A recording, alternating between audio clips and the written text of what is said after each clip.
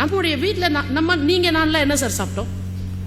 எனக்கு தெரிஞ்சு நான் ரொம்ப சராசரியான நடுத்தர வர்க்கத்து குடும்பத்தில் தான் வரேன். எங்கள் வீட்டில் 5 பேர், எங்கள் அப்பா ஒரு சம்பளம் தான். எனக்கு தெரிஞ்சு எங்கள் அம்மா என்னை கடைக்கு கூப்பிட்டு போனாங்கன்னா மார்க்கெட்டுக்கு கூப்பிட்டு போவாங்க. ஃப்ரிட்ஜு கிடையாது அந்த காலத்தில். கடைக்கு கூப்பிட்டு போவாங்க.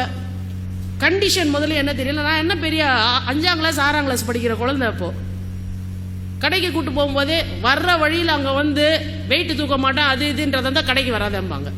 இல்லை இல்லை எவ்வளோ கொடுத்தாலும் தூக்குறேன்பேன். ஏன்னா இங்கேருந்து கடைக்கு அன்னைக்கு போயிட்டு வர்றது தான் நமக்கு என்டர்டெயின்மெண்ட்டு.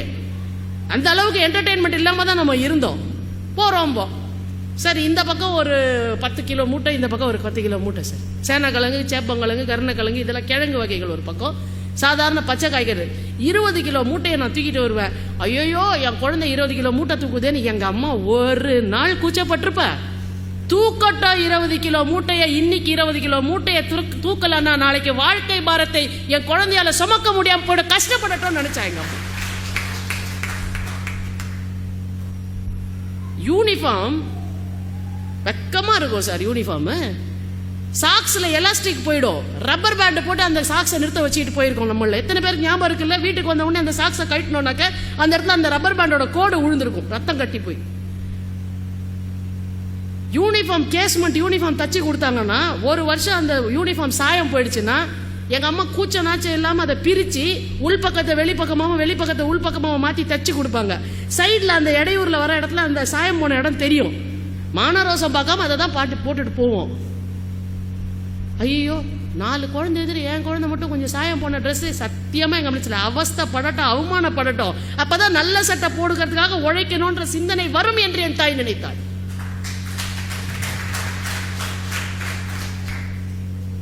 படம் சினிமா பார்க்க முடியும்ன்றீங்க, வருஷத்துக்கு ஒரு படம் சார். அந்த படத்தையும் அவங்க முடிவு பண்ணுவாங்க என்ன படம்னு.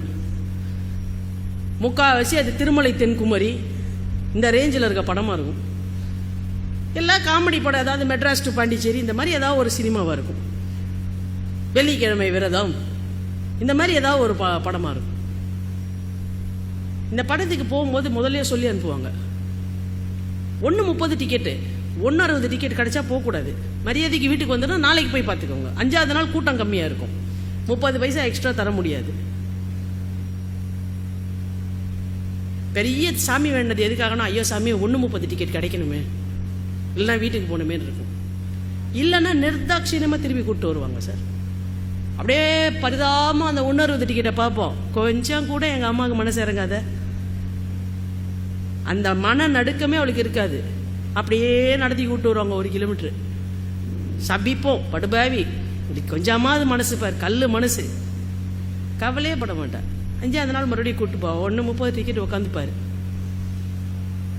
இந்த ஒரு வேளை 1:30 டிக்கெட்டில் கூட்டின்னு போகாமல் 1:60 டிக்கெட்டு கூட்டுவோம். வீட்டுக்கு குழந்தைங்களை கூட்டிகிட்டு வந்துட்டா குழந்தைங்க பிரச்சனை பண்ணுவாங்களோ, குழந்தைங்க ரிவோல்ட் பண்ணுவாங்களோ, நமக்கு எதிராயிடுவாங்களோ, மென்டலாக அஃபெக்ட் ஆகிடுவாங்களோ, இந்த மாதிரி லூசுத்தனமான சிந்தனைகள்லாம் இன்னைக்கு இருக்கிற பெற்றோர்களுக்கு இருக்கே தவிர, நான் சொல்றதை கேட்டுட்டு மரியாதைக்கு இருந்தா இரு, இல்லைன்னா ஓடிப்போம் நாயன்னு வச்சிருந்தாங்கல்ல, அங்க குழந்தைங்க ஒழுங்கா இருந்தது. இப்போ அவங்க கேட்டதெல்லாம் கொடுத்து, அவங்க கேட்டதுக்கு மேலேயே கொடுத்து, அவங்களுக்கு தேவைக்கு மேலேயே கொடுத்து, அவங்க ஃப்ரெண்ட்ஸுக்கு என்னென்ன இருக்கோ அதெல்லாம் வாங்கி கொடுத்து, வா ஃப்ரெண்டு என்ன வேணா எடுத்துக்கலாம். எங்கள் அப்பா சொல்லுவார் சார், ரப்பர் செருப்பு போட்டு போவோம் ஸ்கூலுக்கு. செருப்பு வருமா, அந்த வாரம் அறுந்து போச்சுனாக்க, வாரம் அறுந்து போச்சுப்பா, சரி சரி பார்க்கலாம். இப்போ நீ ஷூ தானே போட்டு போகிற ஸ்கூலுக்கு, இந்த அடுத்த 3 நாளில் நீ வெளில போகல, ஒன்று ப்ரோக்ராம் எல்லாம் பார்த்துக்கலாம். வெள்ளிக்கிழமை வெக்கமே இல்லாமல் எங்கள் அப்பா அந்த செருப்பு வார் மட்டும் விற்பாங்க கடையில், தெரியுங்களா, ரப்பர் செருப்புக்கு.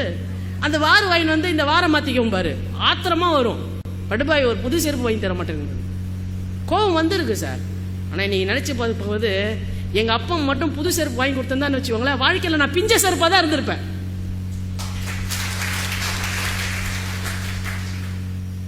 ஒவ்வொரு நிமிஷமும் நமக்கு என்ன தோணுச்சு, இந்த மாதிரி வாழ்க்கையிலேருந்து நம்ம நல்லா வரணும், நல்லா படிக்கணும், 4 பேர் பார்க்குற மாதிரி நம்மளும் இப்படியா இருக்கணும் அப்படியா இருக்கணும், நமக்கு ஒரு லட்சியம் வந்தது. ஆனால் இன்னைக்கு நீங்கள் எல்லாத்தையும் குழந்தைங்களுக்கு கொடுத்து, அவங்க தகுதிக்கு மேலே, அவங்க திறமைக்கு மேலே, அவங்க தேவைக்கு மேலே எல்லாத்தையும் அவங்களுக்கு போட்டு அடைச்சி அடைச்சி அடைச்சி அடைச்சி எல்லாத்தையும் கொடுத்துட்டுல, அவங்களுக்கு எதை பற்றின மரியாதையும் இல்லை, உங்க பற்றின மரியாதையும் இல்லாமல் போச்சு.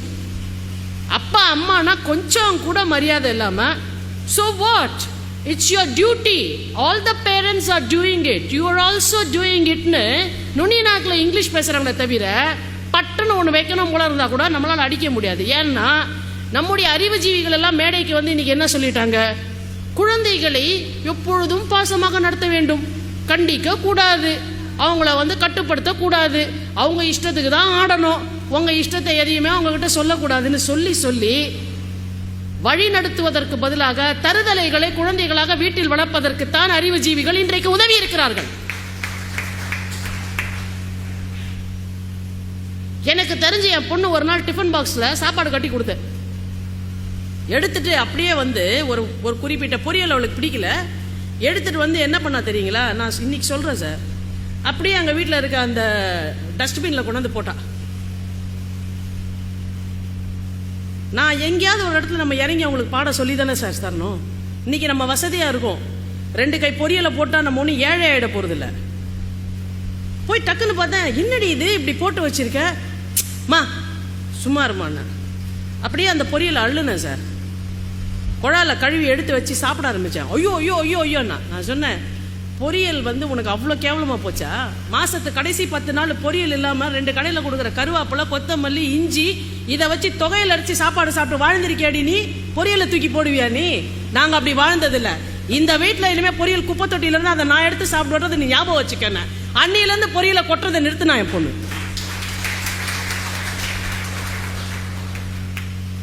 வாழ்க்கையில வேலை இருக்கோ இல்லையோ 3 நாள் சாப்பாடை ரைட்ல வேணும்னே ஜாஸ்தி வைப்பேன் சார். அடுத்த நாள் காத்தால பழைய சாதம் தான், மோர் சாதம் தான் கிளப்பி அனுப்புவேன் ஸ்கூலுக்கு. ஏன்? மோர் சாதம் சாப்பிட்றத ரசிக்க கத்துக்கோ. விருந்து சாப்பிட தெரிந்த நமக்கு மோர் சாதம் சாப்பிட்டு ரசிக்கவும் கத்துக்க தெரியலனாக்க இருக்கும் பொழுதும் இல்லாத பொழுதும் சமநிலையாக மனதிலே வாழ்க்கையை நடத்துவதற்கான பக்குவம் இல்லாமல் போய்விடும். சில சமயம் பொண்ணுக்கு வேணுங்கன்னே நான் என்ன பண்ணுவேன், நல்ல டிஃபன் கொடுப்பேன். அவளுக்கு ரொம்ப பிடிச்ச ஒரு ரொம்ப ரசிக்கக்கூடிய ஒரு டிஃபனை கொடுத்துட்டு அவள் சாப்பிட்டு முடிக்கிற போது வேணுங்கன்னே என்ன பண்ணுவேன்னா, காலையில் இருக்க பழைய சாதத்தை ஏதாவது ஒரு தொகையில் வீட்டில் இருக்க ஏதாவது ஒரு தனியா பொடி இதை போட்டு சே சூப்பராக இருக்குது அப்படின்னு வேணும்னே அவள் எதிர உட்காந்து சாப்பிடுவேன். நீ மட்டும் நல்லா சாப்பிட்றான்பா, உனக்கு வேண்டாமா அதை வச்சுட்டு வா பழைய சாதத்துக்கு வா, வந்துட்டு சூப்பராக இருக்குமா இது. இப்படி பழக்கி பழக்கி பழக்கி பழக்கி நம்முடைய முன்னோர்கள் சொன்ன நல்ல விஷயங்கள், பழைய சாதம், பழைய விஷயம், பொருளை வேஸ்ட் பண்ணக்கூடாது, நமக்கு இருக்கேன்னு இன்னைக்கு ஆடக்கூடாது, இன்னைக்கு இருக்க காசு நாளைக்கு நினைச்சா 2 செகண்ட் நம்ம கையை விட்டு போறதுக்கு அது ஆகாது. இன்னைக்கு உடல் உழைப்பினால கஷ்டப்படுறோம், வாங்குற காசை மரியாதை தெரியணும், பெரியவங்க கிட்ட மரியாதை இருக்கணும், எதையும் வணக்கம் செலுத்தி பெற்றுக்கொள்ள வேண்டும். குரு என் பொண்ணு ஸ்கூல் டீச்சர்ஸை பத்தி என்கிட்ட வந்து ஒரு கம்ப்ளைண்ட் சொல்ல முடியாது சார். நான் சொன்னா என்ன பண்ணுவேன்னு அவளுக்கு தெரியும். நேரம் அடுத்த நாள் ஸ்கூலுக்கு போய் என்ன பண்ணுவேன்னு நினைக்கிறீங்க?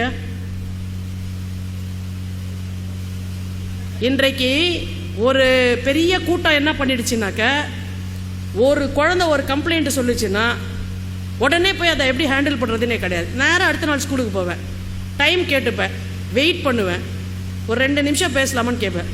என் குழந்தை ஏதோ ஒரு இடத்துல உங்களை டிஸ்டர்ப் பண்ணுறா மேடம், அது என்னன்னு சொல்லுங்க, நீங்களும் நானும் பேசி அதை சரி பண்ணுவோம், ஒரு வாரம் மானிட்டர் பண்ணுவோம், என்னன்னு பார்ப்போம்ப. இல்லையே அப்படி ஒன்றும் இல்லையானுவாங்க. இல்லை இந்த மாதிரி ஒரு விஷயம் நடந்திருக்கு, உங்கள் மேலே நான் கம்ப்ளைண்ட் சொல்லலை, என் சைல்டு ஏதோ டிஸ்டர்ப் பண்ணியிருக்கா அவங்கள, ப்ளீஸ் அது என்னன்னு சொல்லுங்கள், நாம் பேசி ஆஸ் எல்டர்ஸ் நீங்கள் எனக்கு என்ன பண்ணணும்னு சொல்லுங்கள், வீட்டில் நான் அதை மானிட்டர் பண்ணுறேன், நான் சரி பண்ணுறேன், ஸ்கூலில் அவள் சரியாக இருக்கலான்றதை நீங்கள் பாருங்கள், 2 பேரும் சேர்ந்து இந்த விஷயத்தை சரி பண்ணுவோம். ஆனால் இன்றைக்கு பெற்றோர்கள் பல பேர் என்ன செஞ்சோம், வாத்தியார் சொக்காவை பிடிச்சோம், கன்னத்தில் அரைஞ்சோம், அவனுக்கு சஸ்பென்ஷன் கிடைக்கிற வரைக்கும் விடாமல் அவனை விரட்டணும். அவன் என்ன நினைச்சான், இது வேலைக்கு ஆகாது, நீ எப்படியோ எக்கடோ கெட்டுப்போ, நான் வந்தானா கிளாஸ் நடத்தினா போனா. அப்போ ஒரு மந்தைக்கு பாடம் நடத்தக்கூடியவர்களாக ஆசிரியர்களை மாற்றி குரு என்ற இடத்திலே இருந்து சம்பளம் வாங்கக்கூடிய மிஷின்களாக நாம் ஆசிரியர்களை நம்மளோட நடவடிக்கைனால மாற்றணும். அவன் எந்த அளவுக்கு கேடு கட்டு போயிட்டான், இன்டர்வல் பீரியட்ல பையன் அனுப்பி டாஸ்மாக்ல இருந்து சரக்கு வாங்கிட்டு வாடான்னு சொல்ற அளவுக்கு ஆக்கிட்டான். சில பசங்க கடைசி பீரியட் கட் அடிச்சுட்டு அந்த மாதிரி கடைகளுக்கு போவதாகவும் நாம் கேள்விப்படுகிறோம். அப்ப நம்ம பெரிய விஷயங்கள் பேச வேண்டாம், பெரிய பெரிய விஷயம் நம்ம வாழ்க்கையில என்ன நடக்குதுன்றத ஒரு 10 நிமிஷம் 15 நிமிஷம் நம்ம மறுவாசிப்பு செய்து பரிசீலனை பண்ணி பார்த்தாலே போதும். என்ன பண்ணிட்டு இருக்கோம் நம்ம? குழந்தை என்னவா வரணும் சார், இன்ஜினியராவா, டாக்டராவா, அதுவாவா, இதுவாவா, சாயங்காலம் இந்த டியூஷன் விட்டோடனே அந்த டியூஷன் போ, அந்த டியூஷன் விட்டோடனே அந்த டியூஷன் போ, அந்த டியூஷன் விட்டோடனே அந்த டியூஷன் போ, போய் சம்பாதிப்பேன், அப்புறம் அமெரிக்கா போய்டும், அப்புறம் செத்தா கூட உன்னுடைய பணத்தை எடுத்து போடுறது கூட நான் வரமாட்டேன். உன் இமெயிலே நான் லெட்டர் எழுதிடுவேன், காசு அனுப்பிச்சு டாலர்ஸ் அனுப்பிச்சிடுவேன். டாலரா என் பணத்தை தூக்கிட்டு சுடுகாடு வரைக்கும் போகும்? அப்ப எதை பத்தியும் ஒரு ஆசா பாசங்கள், ஒரு அன்பு, ஒரு ஷேரிங்கு எதுவுமே இல்லாம அந்த குழந்தைகளை என்ன பண்ணிட்டோம்? அவங்களுடைய பெஸ்ட் என்டர்டைன்மெண்ட்டே என்னன்னா, உடனே we have to take them to a restaurant. எதனா கேட்டால் உடனே இங்கிலீஷில் we have to take them to a restaurant. அந்த மெனு கார்டை பார்த்துட்டு அவங்க பெரிய, அதாவது இந்த அப்பா அம்மாங்களுக்கு கொஞ்சம் கூட ஒரு யோசனையே கிடையாது சார். நான் குற்றம் நம்ம மேலே தான் இருக்கு, நம்ம பார்க்கணும். அந்த மெனு கார்டை பார்த்து ஒரு 4 ஐட்டம் அந்த குழந்தை சொல்லிட்டா, எனக்கு என்னன்னு தெரியாது சார் இந்த ஐட்டம்லாம், ஆனால் என் பொண்ணு தான் நல்லா ஆர்டர் பண்ணுவா. எதுக்கு? சைனீஸ் அந்த ஃபுட்டை ஆர்டர் பண்ணாங்க, வயிறெல்லாம் கெட்டு வீணாக போகும். நம்முடைய நாட்டுக்கு இருக்கக்கூடிய அந்த சாப்பாடு, நம்ம நாட்டுக்கு இருக்கக்கூடிய அந்த விஷயங்கள் எல்லாத்தையும் விட்டுட்டு நாம் என்ன பண்ணிட்டோம்? எல்லாத்தையும் சப்ஸ்டிடியூட் பண்ணி மண்ணு மேலே 100 பேர் மூக்க சிந்தி போட்ட மாதிரி கொடுக்குறான். அதுக்கு பேர் பிட்ஸாங்கிறான். அதை வெக்கம் இல்லாமல் சாப்பிட்றோம் சார். நம்முடைய சாப்பாடு அழிச்சாங்க. எனக்கு அன்னைக்கு கருத்தை முந்தானத்துக்கு 4 நாளைக்கு முன்னாடி தருமபுரிக்கு போயிட்டு இருந்தேன். காலையில் ஒரு 7 மணி இருக்கும், நிறுத்தி ஒரு இடத்துல டீ சாப்பிட்லான்ட்டு வண்டியை நிறுத்தணும். ஒருத்தர் சாதாரண ஆளு, கிராமவாசி, ஒரு நீல கலர் நிஜார் போட்டுருக்காரு, ஒரு டம்ளரில் டீயை வாங்கிட்டு லேஸ் சிப்ஸ் வாங்கிட்டு போறாரு கையில். காலங்காத்தால 7 மணிக்கு லேஸ் சிப்ஸ் சாப்பிடுவியா? பன்னு சாப்பிட்டு வளர்ந்தோம் நம்ம ஒரு காலத்தில், வேலைக்கு போகிறவங்க. பழையது சாப்பிட்டு வளர்ந்தோம். பழையதை சப்ஸ்டிடியூட் பண்ணி பன்னு வந்தது. இப்போ காலங்காத்தால 7 மணிக்கு லேஸ் சிப்ஸ் சாப்பிட ஆரம்பிச்சிட்டோம். உருப்பிடுமா? 10 சிப்ஸ் இருக்கு சார் அந்த பேக்கெட் ஓப்பன் பண்ணிங்கனாக்க 10 ரூபா. எனக்கு தெரிஞ்ச 10 ரூபா வந்து எனக்கு கேம்ப் ஃபீஸு. ஆனால் இன்னைக்கு காசுனோட மரியாதையை அவ்வளோ குறைச்சி, so what, only 100 rupees no, so what, only 300 rupees நோன்னு பணத்தினோட மரியாதையவும் நம்மளோட உழைப்பினுடைய மரியாதையவும் நம்ம குழந்தைங்க கிட்ட சொல்லாம, கேட்ட உடனே ஒரு குழந்தைக்கு எதுவும் கொடுக்காதீங்க சார். 4 நாள் கெஞ்ச வச்சு கொடுங்க, ஓட விடுங்க, அழ விடுங்க, அடிப்படைகளை கொடுங்கள், அத்தியாவசியங்களை கொடுங்கள். லக்ஸரிஸை கொடுத்தீங்கன்னா அவங்க உங்களை மதிக்கவே மாட்டாங்க. இதை எப்படி எத்தனை பேரண்ட்ஸ் கிட்ட போய் சொல்றது? அதனால தான் என்ன ஆகி போச்சு, பாக்கெட் மணி. அன்னைக்கு ஒரு தொலைக்காட்சி நிகழ்ச்சியில் ஐ வாஸ் ஷாக் ஆயிட்டேன் சார். தொலைக்காட்சி நிகழ்ச்சியில் பேசுறாங்க, பாக்கெட் மணியை பற்றி ஒரு விவாதம் வந்தது. ஒரு கல்லூரி படிக்கக்கூடிய 2ஆம் வகுப்பு 2ஆம் ஆண்டு படிக்கக்கூடிய மாணவி சொல்றா, எவ்வளோ பாக்கெட் மணி இருந்தால் நீங்கள் ஹாப்பியாக இருப்பீங்கன்னு கேட்குறாரு. 50,000 அவ சொன்னானா நீங்கள் நம்புவீங்களா? 50,000 ரூபாய் பாக்கெட் மணி வேணுமா ஒரு மாதம் செலவுக்கு? அவளுக்கு நான் ஒரு வருஷம் முழுக்க குடும்பம் நடத்துவேன் அந்த காசில். 50,000 ரூபாய் பார்க்க எதுக்குமா உனக்கு 50,000 மணினாக்க? அப்போதான் நான் கெத்து காட்ட முடியுமா? பட்டுன்னு ஒன்று வச்சோன்னு வச்சுக்கோங்களேன், கெத்து காட்டுறது தெரியும். அந்த அம்மா அப்பாவுக்கு பயப்படுறாங்க பசங்களை பார்த்து. என்ன பண்ணிடுவாங்க அப்படி பசங்க? போ, ஐயோ என் குழந்தை அப்படியே ஆயிடும் இப்படியே ஆயிடும். உடனே இந்த சைக்கியாட்ரிஸ்ட் எல்லாம் இப்போ புதுசாக வந்து அப்படிலாம் பண்ணீங்கன்னா குழந்தை தற்கொலை பண்ணிக்க சார். ஒழுங்கா இருந்தா இரு, இல்லைன்னா என்ன வேணா பண்ணிக்க. பயம்லாம் என்ன மூத்த முடியாது. நீ கட்டுப்பட்டு இருக்கணும்ன்றதை சரியா சொல்லணும்ல. பெற்றோர்கள் என்றைக்கு தங்களுடைய மேலாண்மையை இழந்தார்களோ, பிள்ளைகள் அன்றைக்கு தங்களுடைய ஒழுக்கத்தை இழந்தார்கள். நான் மெட்ராஸ் பாஷையில சொல்றேன், இந்த சாராயம் என்பது எந்த அளவிற்கு நம்முடைய ஒழுக்க சிந்தனைகளை மாற்றிவிட்டது என்றால், நீங்க இன்னைக்கு திரைப்படத்தில் பார்ப்பீங்க. முன்னாடி எல்லாம் சார் திரைப்படத்தில் நடிகர்கள் தோன்றினார்கள் என்றால், எம்ஜிஆரை போன்றவங்க சினிமாக்கா கூட மது இருந்த மாட்டேன், சீன்கா கூட மது இருந்த மாட்டேன்ற ஒரு கொள்கையோட வாழ்ந்தாங்க. அப்படி இருந்த நடிகர்களும் இருந்தார்கள். ஆனா இன்னைக்கு சராசரியா ஒரு படத்துல எடுத்தீங்கன்னா, மச்சான் சரக்கு அடிக்கலாமா, மாப்பிள்ள சரக்கு அடிக்கலாமான்ற டயலாக் இல்லாம ஒரு சினிமா வந்தா என் பேரை மாத்திக்கிறேன். உண்டா இல்லையா சார்? இதுக்கு நம்ம எவ்வளவு ரோஷம் கெட்டு போய் இந்த படங்களை அனுமதிச்சாக்க நம்ம வந்து பொறுமையா இருப்போம். சென்சார் என்ன பண்ணி கொண்டு இருக்கிறது? சென்சார் என்ன பண்ணி, ஸ்டூடெண்ட்ஸ் கல்லூரி மாணவர்கள் தண்ணி எடுப்பது போல காட்சி அமைப்பு வந்தால் அதற்கு வந்து மது அருந்துதல் உடல்நிலைக்கு கேடு. மது அருந்துதல் உடல்நிலைக்கு மட்டுமா கேடு, மனநிலைக்கும் கேடு என்பதை எப்பொழுது உணரப்போகிறீர்கள்? மது அருந்தியதால மனநிலை பாதிக்கப்பட்டு பேதலித்து போய் தாங்கள் மட்டும் கெட்டது அல்லாமல் சமூகத்திலே சம்பந்தமே இல்லாதவர்களுடைய வாழ்க்கையெல்லாம் சின்னாபின்னப்படுத்திய இளைஞர்களை இன்றைக்கு நான் சந்தித்துக் கொண்டிருக்கிறோம். ஆனா என்ன ஆயிப்போச்சு, என்ன டைம் கேட்காத, எங்கிட்ட டைம் ஸ்பெண்ட் பண்ண சொல்லாத, உனக்கு என்ன வேணா காசு கொடுத்துட்றேன். சாப்பாடு இன்னைக்கு என்னால் வர முடியாது, இந்தா பணம் கொடுத்துற ஹோட்டலில் போய் சாப்பிட்டுக்க.